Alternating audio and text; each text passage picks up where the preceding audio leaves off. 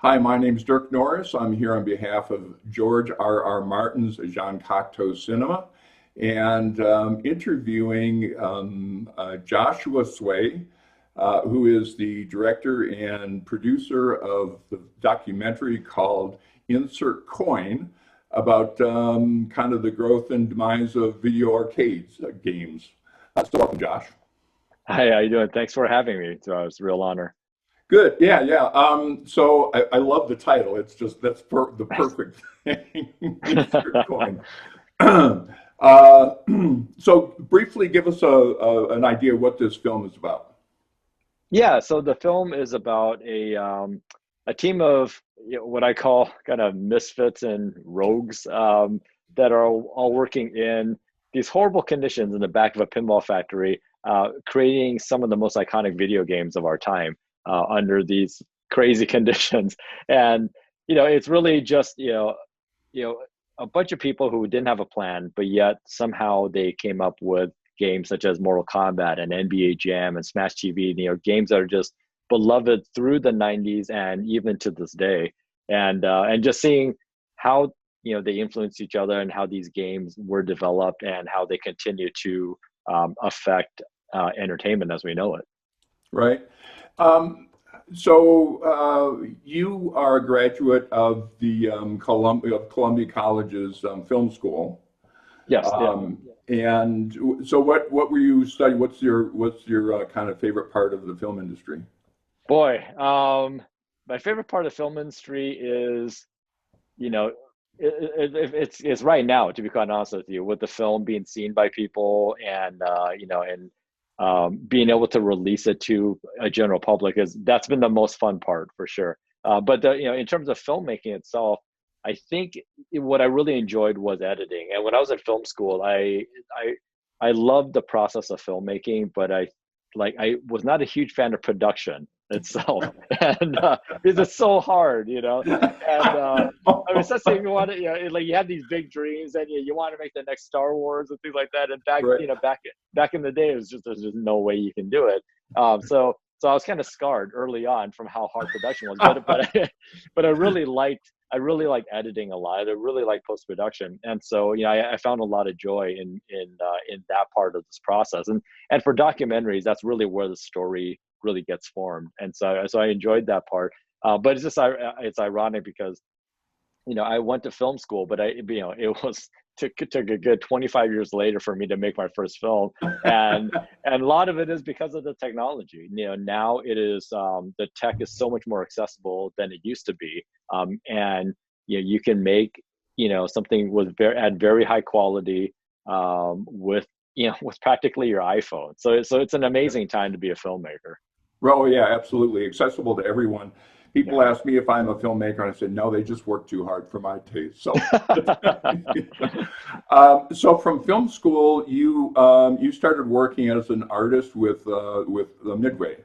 Yeah, that was one of the first jobs that I had coming out of college, and I really thought that I was going to be working in video games for maybe a couple of years because I still had my hopes of becoming a filmmaker. I was planning on moving back to the Los Angeles area, which is where I grew up, and so I thought I'd work on these games. And I grew up as an '80s arcade kid. So when I got into Midway and I met the people that were working there, many of them were my heroes of video game development back in the '80s. I knew Eugene Jarvis in particular made Robotron and Defender and Stargate, and so it blew my mind to be around them. And so I worked at Midway during that entire period that the documentary covers. And it was truly a magical time, especially since I was younger. I was kind of learning the ropes and just really soaking it all in. So what were your duties as an artist? Oh man. So back then, so teams were, maybe six people. Nowadays video games are hundreds of people Oh, spread yeah. out, all over the world. But back then it was, like five or six people. And so I came in, my official title was video artist. So when I came in, it was anything from doing the background elements or creating the art for the characters, touching up video. I mean, we did everything. There's no such thing as, nowadays it's very specialized. Now it's like you have somebody just doing a character's arm, Yeah, it's like, right. and so but it was great because we got to learn everything, and what you didn't know you were going to pick up as you were going along. So it was, it's because it was so much simpler to make games back then, we were allowed to kind of, learn as much as possible. And there was, our hierarchy was very flat. So, everybody did everything. Right. Did that require any coding on your part? So for me, at that time, I was not a coder or a programmer. So like we had people who were the programmers, and so our thing was, my main focus was the visual end of things. So that would then go to a programmer who would do their voodoo, and then make it all fun and everything. And then we would all sit around and play the games and help design out the fun of the game itself. You guys were pretty advanced, or you were kind of on the cutting edge of a lot of Yeah. stuff. It looks like maybe you were one of the first folks using motion capture. Yeah. So back then, it was like, I mean, I guess technically it was motion capture. We didn't even call it that back then, but we Yeah. were the first group that really mastered the ability to take video of people or props or animals or anything like that and get them into a video game and make it look really good. Other companies had attempted that before with varying degrees of success, but like the team at Midway really knew how to do it. We had custom tools programmed to make it look as good as possible. Me coming from film school, I was kind of uniquely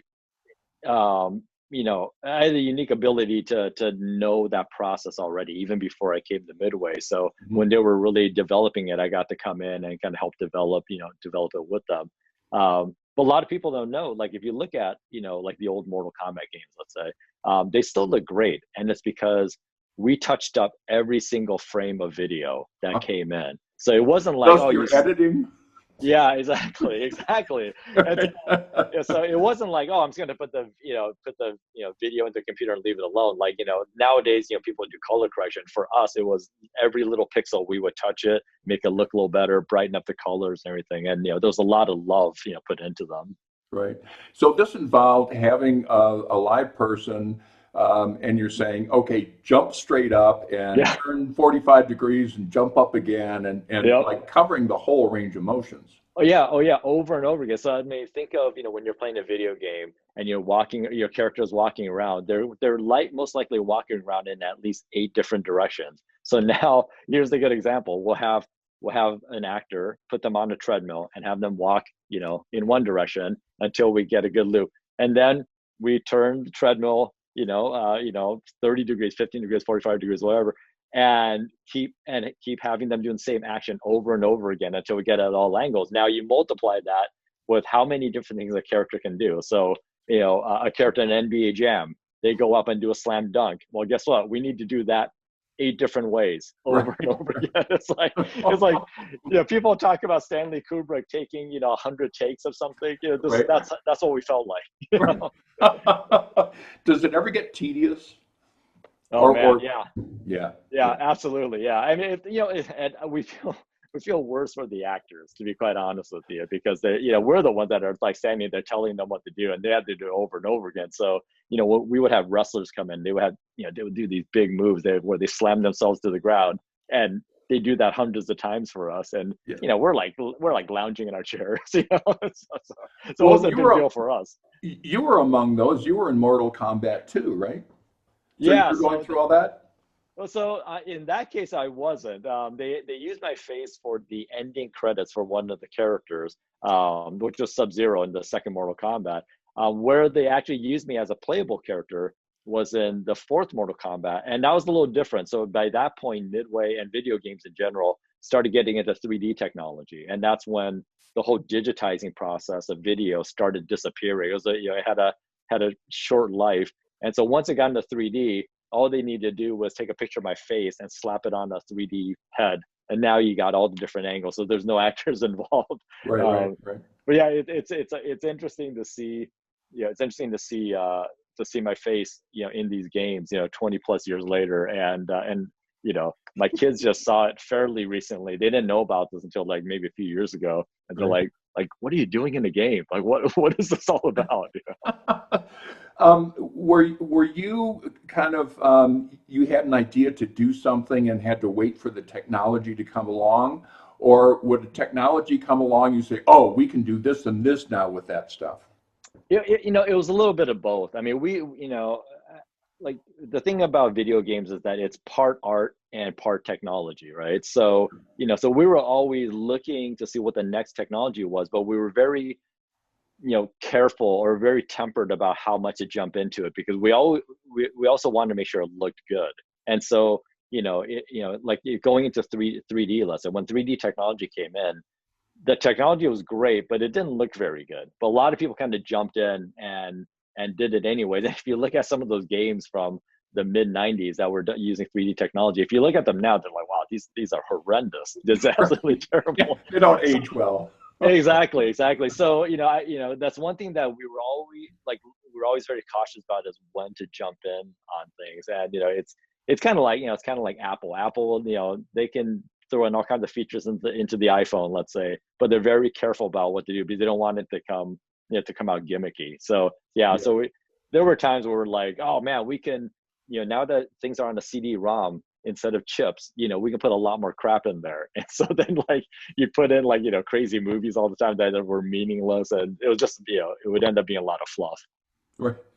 So along comes Mortal Kombat, and it is unlike any other video arcade game, Yeah. because there's just blood and guts and arms and Yeah. heads and all over the place. And people are kind of freaking out and enjoying the heck out of it as well. Yeah. I mean, I think, during that era, there were a lot of games that were very violent. Now, obviously, Mortal Kombat was probably the most, infamous of them all. But the thing that a lot of people forget about, except for the gamers know this, is that, Mortal Kombat was a really good fighting game to begin with, so it had to have that foundation. And had a lot of humor in it. And so all the violence that people talk about in that game, if you really look at it, they're so over the top, and they're kind of like seasoned with humor that you can't help but not take it seriously. And that's what the gamers really love. That's what they were responding to, not the violence, but the humor behind it. And I liken it to the old RoboCop movie where a lot of people don't realize that it was satire. So there were just like crazy moments in that movie. Right. But the way it was directed was like, yeah, it's supposed to be ludicrous. This is how ridiculous society is. And so a lot of people, missed that. And, our opinion was always the people that were shouting the most about it usually had an agenda, whether it was political or otherwise. It was something very easy to grasp onto, to get on a soapbox. And, not saying that video game violence is completely innocent or completely harmless, but we always looked at it as, there are so many things that can affect people. It's not going to be any one thing. And so it was an interesting time to see politicians talking about games you worked on national TV, and we're all just kind of like really, like, are they taking it this seriously? And their argument was violent video games beget violent people, violent kids. Yeah, and that's the thing. They were making it seem like that was the sole reason why things were happening, and I take a very pragmatic approach on this, is that it's, I'm not saying that it doesn't affect people, but it's, it's not any one thing. It's really just holistically as a society, when people do things that are bad, like what was the whole ecosystem around them like? And then along with that, I think about the same time or just after Mortal Kombat was NBA Jam. Yeah, so they almost came out almost at the same time, and a lot of people, like, Mortal Kombat is still a massively huge franchise, but I think a lot of people kind of forget how big NBA Jam was. In many ways, NBA Jam was even a bigger game than Mortal Kombat. I think the thing about NBA Jam was that it really hit a broader audience. So like you would see, you would see at, let's say, at Penn Station in New York, an NBA Jam machine back in the day, where like businessmen on the way home would sit there and play. They'd be four of them playing over and over again while waiting for their train. It was truly a game that everybody loved to play, because you can go in not knowing how to play it and instantly know how to play and instantly know how to be really good at it. And it was, yeah, it was very, very well designed video game. And for those that don't know, it's a basketball game. Yeah, it's a basketball game that threw out all the rules of basketball. It distilled it down to what is the most, what are the few things that you really want to do in basketball, and now we'll throw everything else out. You're just gonna dribble super fast, you can push people, and you can do amazing slam dunks, and that's it. And so it wasn't a simulator, by any chance. It was a simulation of basketball, but it got the essence of it, just right. And that's a huge reason for its appeal. And you had a whole catalog of heads that you could select to be a character. And there was something about like one of the first was wearing a hat. Yeah. So there was, so this is, in the early days of Midway, it was all, the teams thought, oh, it'd be kind of fun if we, since we're already switching heads, for the different NBA players, why not, put our own heads in?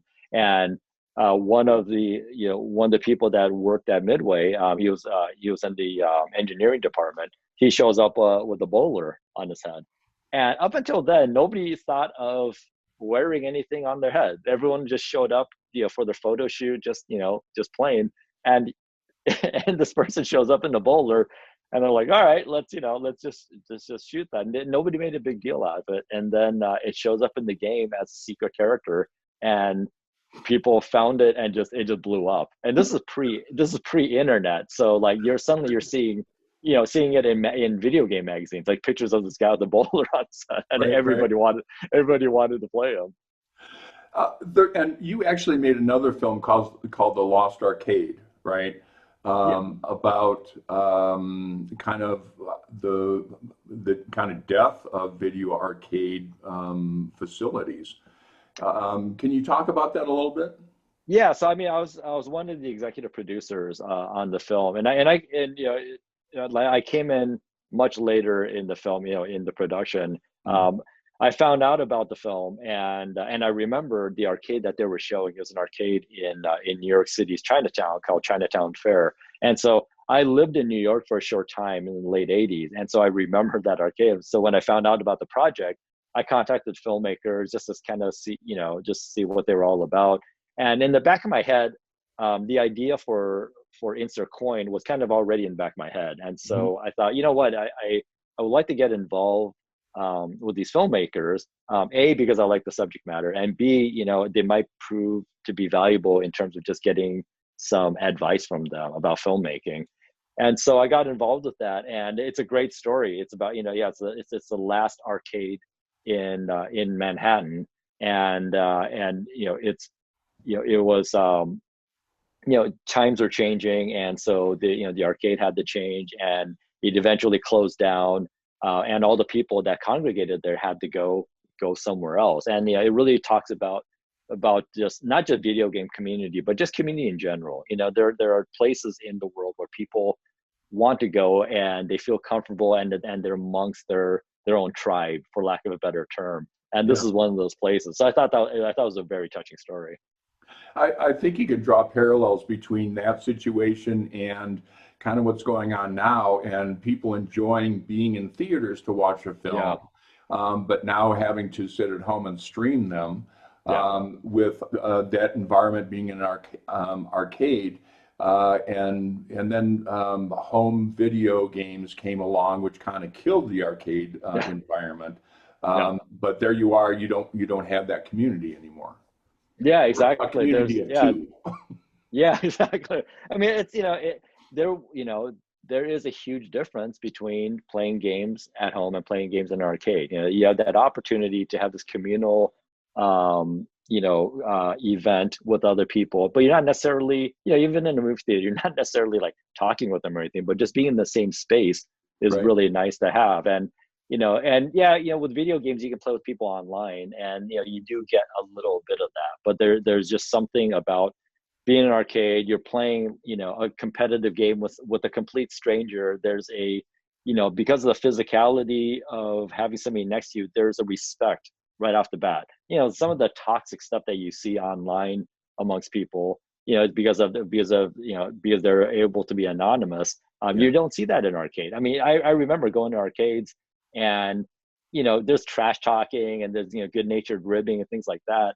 But it was always very tempered. Nobody went over the line because they knew that they get punched in the face, so, Right. But there's also respect. I remember, many times when I see people competing on fighting games or sports games, things like that. Yeah, there's a huge competition and everything. But at the end of it, if you lost, and you just walk away. It's kind of like at the end of a baseball game, everyone shakes each other's hands and moves on. And I miss that. I miss that a lot. I think it goes back to, it's in our DNA, and it goes back to when we were, in a cave around the flickering fire telling stories, right? And it's that community, Absolutely. it's the flickering light, which the video monitors in arcade games gave you. And that's why I think films will never go away. I mean, theaters will never go away. Yeah. For that sense of community. Absolutely. Yeah, I agree. So let's kind of dive into the film a little bit more. And you interview all these people that you had worked with before. Was it hard getting a hold of them? Most of them were not hard to get a hold of. So I mean, I've kept very good relationships with people that I've worked with in the past. And luckily I didn't burn any bridges. They all still like me, so that helped. There were certain people that it was a little harder to convince for sure. And it's tough to sit down for an interview and talk about the past and everything. Luckily, as I was interviewing the core people that I initially thought were going to be the focus of the film, word had kind of gotten around as, oh, hey, I just talked to Josh about this, has he talked to you about it, and things like that. So word got around that they really enjoyed the interviews that I was doing. And then a lot of them, like I had a lot of them tell me like, oh, afterwards, I've never sat and thought about all the stuff we did in the past. So they were really happy to do that. And so that convinced others as it went along. One of the people that came in later on was the CEO of Midway, Neil Nicastro. And he was like, I was super happy to get it. He's never done any interviews about any of this stuff before. Wow. And so so I was shocked that I was able to get him in. And, I don't know if it was just good timing or he was in a good mood, but, he sat down and he was very candid about everything. And really, it was one of those interviews where once it was done, I knew that, wow, this really sets the tone for the film right away. Well, it seemed like everybody was pretty good natured about what they had done, and were able to kind of laugh at things that they had done in the past. Maybe they wouldn't have been laughing then, but so it sets a really nice kind of tone for the whole film. Oh, thank you. Yeah, thanks. Yeah, that's me. I think the separation of time definitely helps. If it was something that I did 5 years after Midway closed, things might still be a bit raw. Right. So you take everybody from kind of the beginning of the whole arcade phenomena, video arcade games phenomenon, to the kind of the death of it, and you kind of go through that whole history in a more or less chronological format. Yeah, it's definitely, it starts from the very late 80s all the way up to 99, and that was really the last great era in classic arcade games. There was, a lot of people people may or may not remember, but like around the mid 80s, video games had a massive crash. And so this late 80s rebuilding was pretty amazing. And when arcades came back, they came back very large, like bigger than ever, but it was just so short lived because right at around the end of the 90s, that's when console games became extremely powerful, more powerful than what the arcade machines were able to do. And it just flipped everything over. Right. And with the interviews you did, were you doing a lot of traveling? Did you have to go all over the country to get these guys? Yeah, it's interesting. It turned out that I only I only needed to travel mainly to two places, which was Chicago, which luckily I was in Chicago anyways, and many people stayed in Chicago, Right. and Southern California. I was able to get a vast majority of people just between those two areas. And so there was a bit of, there was quite a bit of traveling, but it was always to the same places. And then we had a few, different, like Ernest Cline, the author of Ready Player One. He was based in Austin, so that was probably the only interview that wasn't in California or in Chicago. Right. Did you travel with a crew? No, so that's what I did was in the few times that I needed additional help, I would bring in local people to help out. So I would, whether it was on through Slack or through Twitter or wherever, I would find people to kind of help out. But the vast majority of the interviews, I did them completely myself, and that was pretty much by design. Mainly because I know these people that I'm interviewing, and there's a certain comfort level, and I knew that if I can have an intimate interview with them, pretty much by myself, they'd open up a lot more. And that was something that I had read about. It's like the more closed off it is, the more people are going to open up about things and really talk about things that they might have never done before. So I made a point of setting up my shooting rig to be as simple as possible but with obviously with the best sound and imagery I can get with those compromises. And so I made a point of I'm going to use this camera, I'm only going to use this specific lens for every single interview. I didn't do wireless mics, I did wired laws because I didn't want to worry about batteries. I had the foolproof everything, so that way I can just set myself up very quickly, get right to the interview, and then get out as quickly as possible. And I want to keep perfecting that technique, but it was an interesting experiment. I think it turned out really well. I agree. I mean, the lighting is terrific, the sound, which is so important. People don't Yeah, understand how important good sound is. yeah. They all look really, really good. And I No, think you're thank right you. about, keeping consistent Yeah, so that you're not, the audience isn't kind of thrown in a bunch of yeah, different directions.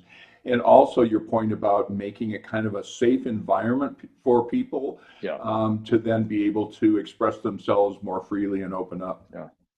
Yeah, absolutely. Yeah, no, that's that was crucial, and and but your point about sound, I come from video game development, and one of the things I learned over the years is the cheapest way to make something feel super polished is the sound. Not saying the sound is cheap, but it's less expensive than visual effects and all these other things. If you can get great sound, people just fill in the rest in their head. So that was the post work on audio was something that I took really seriously, and it's one of the few things that I just did not want to touch.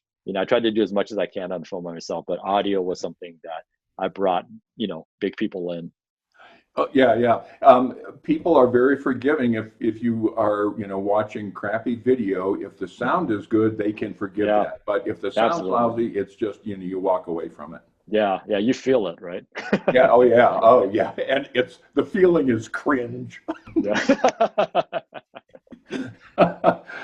You said earlier talking about editing that editing kind of takes you where the story is, and that's very Yeah. true of documentaries. So, did this what you set out to do? Is that what it ended up being? I would say that 60% of it ended up being what I had set out to do. I think a lot of my focus on the business end of things was kind of unexpected, but it ended up being really interesting for me because that was a side of the business that I kind of knew about, but I wasn't that into it. But in talking with the CEO and our vice president, I realized, oh, this is why we made certain design decisions that we had in the game itself. Is the whole idea of, hey, you need to plop in a quarter every 45 seconds to a minute. Well, that's going to affect how the gameplay is going to be. So that I thought was really interesting. And then and really the beginning part of the film, which is the focus on a game called Narc, that I didn't expect that to weigh so heavily on the games that came after it. And when you look at it, it's like, if it wasn't for the team behind Narc, a lot of the other games coming, after that, wouldn't have existed without that technology and the design team. So did you like get part of a story and say, oh, I've got to follow this thread for a while and then come back, or was it Yeah. it must have been kind of organic?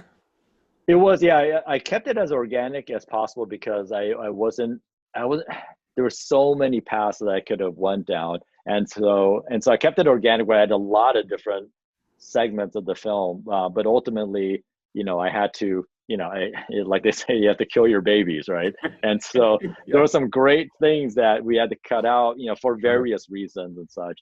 But yeah, in general, the overall storyline stayed, pretty close to what I thought was going to happen. But yeah, there were some great detours. I was very happy, to wander down. Right. It's a lot easier to edit somebody else's work than your own. I know, I know. Yeah, I was actually warned about that, and Yeah. to be honest with you, for a long time, the original plan was to bring in an editor because I was going to do the rough cut and then have somebody come in and polish it up. And for many reasons, that ended up not happening. But one of the reasons was that, but one of the main reasons was, um, it was a long journey to really start formulating the story, and I didn't want to rush it. And I was afraid that if I put an editor on, now that person's on the clock, and is that, are we going to get the results, that I wanted? Um, you know, and also it's a great way for me to kind of learn editing, and especially for feature length films, and just the kind of the rules around that. Yeah. How many hours of material did you have? Holy smokes! Yeah. If you look, yeah, if you count all the archival materials that I gathered and all of the interviews, it was easily over 100 hours. It was probably like 100, almost 150 hours of stuff. Wow. Yeah, it was, and there were whole segments that were edited, that were edited and had a lot of love put into it that ended up getting moved out of the way. And you, kind of fortuitous maybe, you have a lot of original footage of like recording the actors and their movements and that sort Yeah. of thing. A lot of the background stuff. Was that readily available to you, or did you have to do, go through any permitting or anything? No, so I mean, they weren't. Some of them were more readily available than others. Some I had to search for, but when I started the project, I had to kind of assess what was readily available to me, and that footage, especially the Mortal Kombat footage, I had access to the source of that. So there were quite a few things that I had initially, and that's what I kind of built off of. But as the film progressed, I realized I need more footage, and I started to be totally honest with you, I was starting to get worried. And luckily, Ken Fedesna, who was the vice president of Midway back in the day, he had rescued an almost an entire room full of old videotapes that Midway had. They're all behind the scenes stuff because Midway had their own video department to do promo videos and things like that. Right. And so he rescued them because those were all going to get tossed in the trash, and he had them in his office. And I found out about it, and I contacted him, and I needed to contact him anyways just for the film. But I found out that he had all this material, and so a huge chunk of what I have is from his collection. Well, that's that's kind of invaluable, right? Yeah, gotcha. There's so much material that it just gets tossed out because people don't think it's important, or they don't have Yeah, room, or the storage facility doesn't yeah, work anymore, all of that. So yeah, being able yeah, to get that stuff is really great. yeah. I come from kind of a pinball era. And I never really got into video games that much, Sure. but it was what, like $1 billion business at one point. Yeah. Oh, you're talking about pinball or video No, games? no, video games. Oh yeah, yeah. I mean, just when Midway blew up, and the arcade industry at that time was blowing up just in general. Yeah, the games were easily grossing $1 billion. Like NBA Jam that game itself. The first year it came out, it made $1 billion, and that's the same year that Jurassic Park came out. Jurassic Park that year made, I think, just under $400 million. And so people, it's easy for people to forget that, and that's for, that was, with all the arcades, around the country, if not the world, collecting quarters, on a regular basis. The other thing a lot of people forget is that, when Midway sells, let's say 50,000 units of a machine, in this day and age, when you're thinking about discs, if you sell 50,000 discs, it's not a big deal. People are used to selling, tens of millions. Well, the thing is, back then, a machine cost like, about $4,000. So when you're selling 50,000, that adds up quite a bit. Right. And those suckers are heavy. They're hard to move around. Oh, they're like 800 pounds. Yeah, they're ridiculous. They're made for getting beat up at arcades, right? They're just, and so they're like tanks, basically.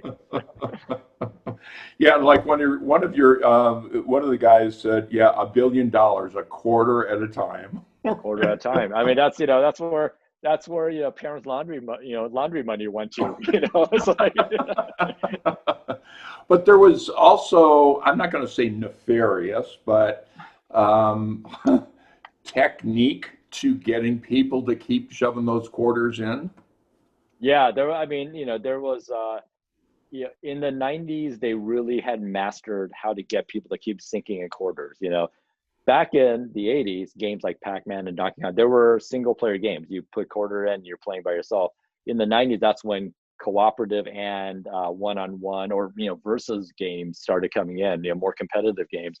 And so, so game designers back then would look at, well, how do we make sure that we strike this balance of, hey, the game is fun, but you're going to die and we need you to put in another quarter, but we can't make you feel too frustrated. You always have to feel like, oh, I was so close to that, Right. And so there were a lot of different things that they would do. And, I think one of the best stories is Eugene Jarvis talking about, what's called a boss monster. And particularly in a game called Smash TV. And, it was all about, all right, if you go in, you have all these minions trying to fight you and you should be able to kill them easily. Okay, so you should feel successful in that. But when you get to a boss monster, like you have to make sure that this thing feels large and formidable, and you need to feel like this thing should be killing me, I should die, and I should be putting in quarters. And so just by having that mentality, that then spreads to that, the attitude has to spread not just to the gameplay designers, but even to the artwork. If the artist comes back and they make a boss monster that's not much bigger than the main character. Well, like, well, I should be able to kill this person. Why is this thing killing me, 100 times? So by making it, a giant 20-foot monster with treadmills and giant cannons, well, now you have the visuals there, and you now have been given license to kill the player 100 times over and over again, and they're not going to feel bad about it because it's so impressive. Right. The enemy is so large and impressive that, like, yeah, I'm okay getting killed by it. I'll keep sinking quarters with it. And so it was always that balance that was constantly being looked into. It's like, is this going to make the person feel so bad that they're going to walk away, or are they going to come back? And every single game was different, so there was never one formula for it. One of the guys was talking about a level that never existed. The promise of a secret room or something. Yeah. So Midway was notorious for like shenanigans like that. So at the end of Smash TV, there was always this promise of what's called the pleasure dome. And it's so childish. Just like it's this 90s sensibility of, if you do everything perfect, you're gonna be in this one level that's like paradise. There will be girls feeding you grapes, as you're lounging around. And it was all written down. It was all written in text. And so when you're a kid, you think, oh my God, this is paradise. I'm gonna, if I do this right. And so people will keep playing it, trying to make sure everything is right, and you keep sinking quarters. And it turned out that level never existed. And Mark Trammell,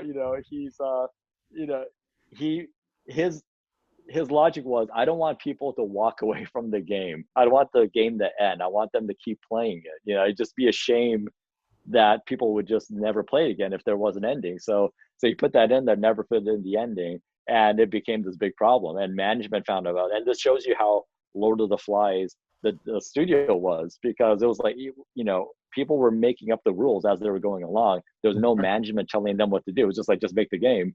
And so management finds out about it and get just gets really mad at them, tells them, hey, you need to fix this. You need to put in a level or something.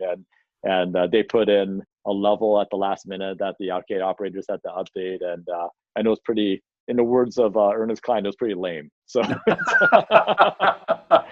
but yeah, and to this day, people still will like, you can find those extra set of ROMs or, that extra set of software somewhere. People are still looking for it. Right, right. Is that what was required? The arcade owners had to go in and physically put chips in each of the games to update them?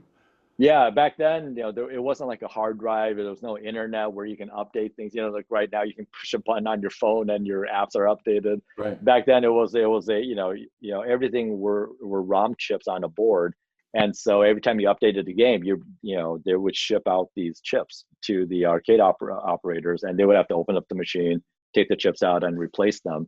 And that was when I think back on it, it just sounds crazy. You kind of explain that to somebody. It's like, but in the moment, it was the coolest thing, right? Yeah, exactly. Yeah, but it was yeah. It's funny. The more I talk about these things, sometimes it's like how do we survive? How do we survive before the internet? We didn't know. We didn't know. Yeah. So, congratulations on the film being accepted at South by Southwest, and condolences for them, for not being a festival. They had to be streaming. Yeah, no, it's it's funny because I've talked to people about this, and I feel when South by Southwest happened, I felt like somebody that got nominated for an Oscar, right? I mean, I was just happy that it got in, Right. So everything else was gravy, and obviously it would have been great to be a part of that festival, but just being accepted into South by really opened up so many doors with the film. So I'm just grateful for that. That's wonderful. So now it's streaming in a bunch of places. Yes, so it's streaming, with a lot of virtual cinemas. Alamo Draft House is also one of the main virtual cinema streamers, and there are some theaters that are also showing it physically. And I've been really fascinated by the virtual cinema platforms. I think it's a great way to obviously support independent cinemas, but it feels like a industry that kind of came out of nowhere. I mean, I know it was always kind of around, but now it's like people are really getting into it. There's they're able to access films such as Insert Coin, but like a lot of other great independent films that might have just gotten lost in some streaming platform somewhere. So it's really amazing. And one of those streaming platforms and theaters is the Jean Cocteau Cinema, owned by George R.R. Martin. Amazing. And you can get tickets and see the streaming stuff on jeancocteaucinema.com. So just, that plug.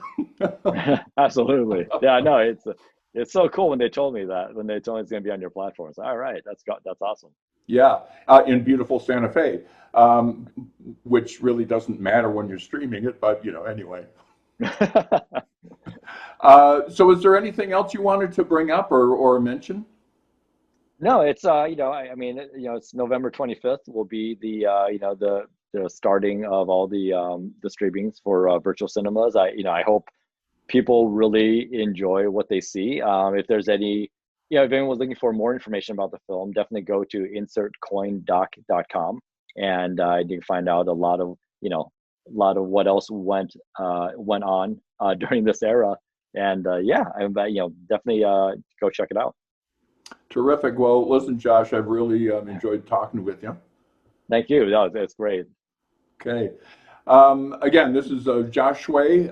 He's the director and executive producer of Insert Coin, and you can find it on the jeancocteaucinema.com, streaming November 25th.